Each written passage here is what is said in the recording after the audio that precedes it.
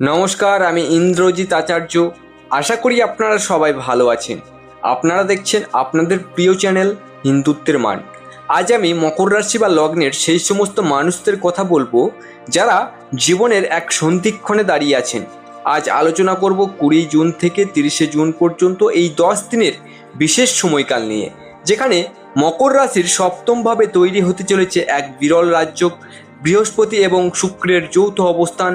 এই অনুষ্ঠানটি মনোযোগ সহকারে শুনুন, এবং কারণ আজকের এই আলোচনা আপনার মানসিকতা এবং জীবনের দিশা বদলে দিতে পারে। দেখুন, মকর রাশি বা লগ্নের ক্ষেত্রে সপ্তম ভাবটি অত্যন্ত গুরুত্বপূর্ণ, কারণ এটি আমাদের সামাজিক পরিচয় এবং সম্পর্কের ঘর। 2রা জুন থেকেই দেবগুরু বৃহস্পতি আপনার সপ্তম ভাবে উচ্চস্থ হয়ে বসে আছেন এবং তিনি সেখানে অক্টোবর পর্যন্ত থাকবেন, কিন্তু আসল ম্যাজিক শুরু হতে চলেছে 20 জুন থেকে 30 জুন পর্যন্ত।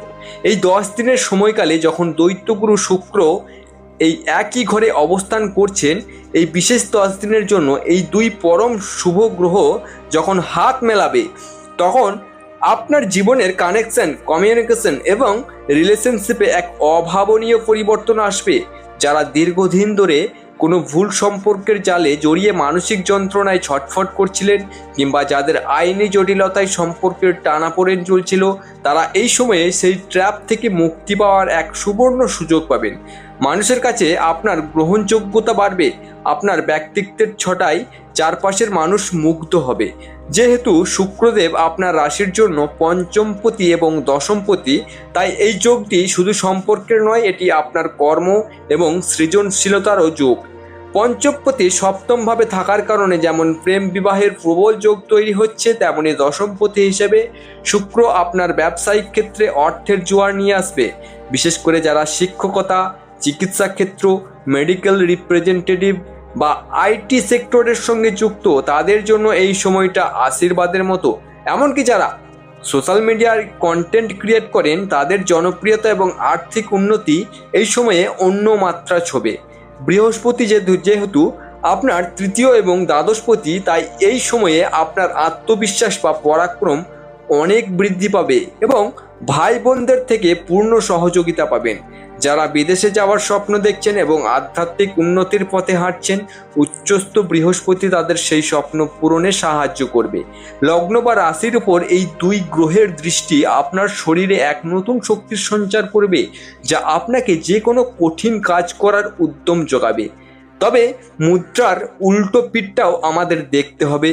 বর্তমান সময়ে 1 আগস্ট পর্যন্ত কাল সর্পযোগ চলছে, যা মকর রাশির জাতকদের মনে এক অদ্ভুত অস্থিরতা বা ডিপ্রেশন তৈরি করছে।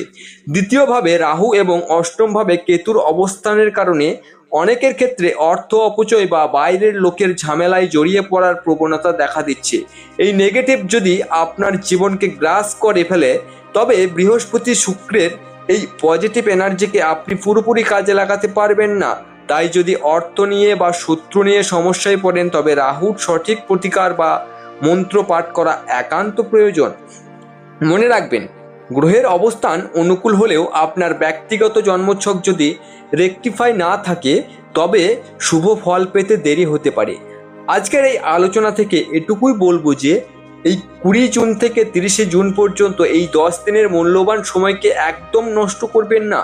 নিজের পজিটিভ এনার্জিকে সঠিক কাজে লাগান, সম্পর্কের জটিলতা কাটিয়ে নতুন করে বাঁচতে শিখুন এবং কর্মক্ষেত্রে পরিবর্তনের যে সুযোগ আসবে তাকে লুফে নিন। এই কাল সর্পযোগের নেতিবাচক প্রভাব থেকে মুক্তি পেতে এবং মানসিক অস্থিরতা কাটিয়ে উঠতে আপনি নিয়মিত কিছু সহজ অথচ অত্যন্ত কার্যকারী প্রতিকার মেনে চলতে পারেন।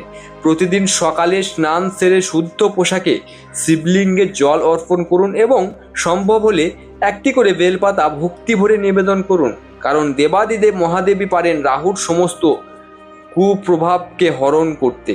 এর পাশাপাশি প্রতি শনিবার সন্ধ্যায় কোনো অশ্বত্থ গাছের নিচে একটা সর্ষের তেলের প্রদীপ জ্বালিয়ে দিন এবং নিজের সামর্থ্য অনুযায়ী কোনো অসহায় বা দুস্থ মানুষকে অন্ন কিংবা কালো তিল দান করুন, কারণ এই ধরনের নিঃস্বার্থ সেবামূলক কাজ নেতিবাচক গ্রহের কুপ্রভাবকে অনেকটাই কমিয়ে দেয়।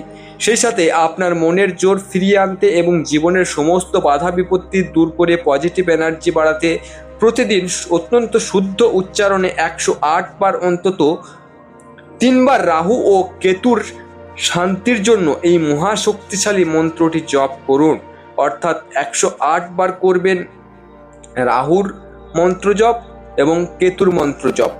এই মহাশক্তিশালী মন্ত্রটি জপ করবেন, যা হলো ওং রাং রাহবে নমঃ, ওং রাং রাহবে নমঃ, ওং রাং রাহবে নমঃ। এবং এর সাথে পাঠ করবেন ওং কেং কেতবে নমঃ। ডিসপ্লেতে আপনারা মন্ত্রটি দেখে নিন এবং সঠিক মন্ত্র উচ্চারণ করবেন। এই মন্ত্রের নিয়মিত জপ আপনার চারপাশের সমস্ত নেতিবাচক শক্তিকে দূর করে আপনার অন্তরের শুভ শক্তির বিকাশ ঘটাবে এবং বৃহস্পতি শুক্রের শুভ যোগের পূর্ণ সুফল আপনার জীবনে এনে দেবে। মনে রাখবেন, গ্রহের ফেরে জীবন কখনো থমকে থাকে না, বরং সঠিক সচেতনতা, ঈশ্বরের প্রতি ভক্তি আর ইতিবাচক কর্মই পারে ভাগ্যের চাকা সম্পূর্ণ ঘুরিয়ে দিতে। নিজের উপর বিশ্বাস হারাবেন না, কারণ আপনার ভেতরেই ইচ্ছে শক্তি আর সৎকর্মই হলো জীবনের সব থেকে বড় প্রতিকার। আজ এখানে শেষ করছি। হিন্দুত্বের মান দেখতে থাকুন, নিজের ভাগ্যকে জানুন এবং সচেতনভাবে জীবনের পথে এগিয়ে চলুন। আপনার বর্তমান সমস্যার সঠিক সমাধান এবং ভবিষ্যতের পথ চলা আরও মসৃণ করতে আমাদের চ্যানেলের সাথে যুক্ত থাকুন। আবারও দেখা হবে নতুন কোনো ভিডিওতে, নতুন কোনো গুরুত্বপূর্ণ বিষয় ও সঠিক দিক নির্দেশনা নিয়ে। আপনারা সবাই ভালো থাকুন, সুস্থ থাকুন এবং সব সময় ইতিবাচক থাকুন। ওং ত্র্যম্বকম ইয়াজামহে সুগন্ধিম পুষ্টিবর্ধনম উর্বাহ রুকামিব বন্ধনন মৃত্যুর্মুক্ষি ইয়ামামৃতাৎ।